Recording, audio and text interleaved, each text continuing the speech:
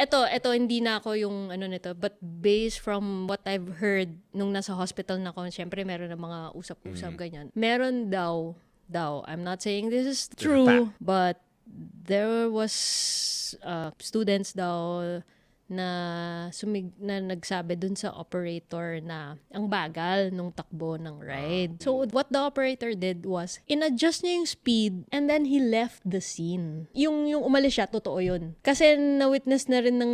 Umalis lang talaga? Umalis siya to buy a drink. Ay, okay. So, Kasi automatic naman yun eh. So stop in 5 minutes. Yeah, so to buy a drink. Pagbalik daw niya, yun na nagkakagulo na. Oh my God. Because it went out of control. Because of the speed and because of that loose wire. Na-feel ko na in the middle of the ride, yung 'di ba, paikot lang siya eh. Ganun na, as in like, gumaganon na kayo. As in talaga, yung kinukontra mo na yung force, ganun, yeah. Kinokontra na, yes. Oo. Alam ko na. Sabi ko, this is wrong. And then the next thing I know, lumilipad na ako sa area. What? Yeah.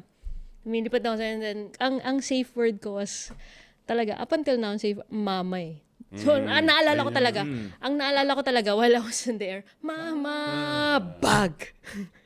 So, when I landed, umaandar pa yung ride.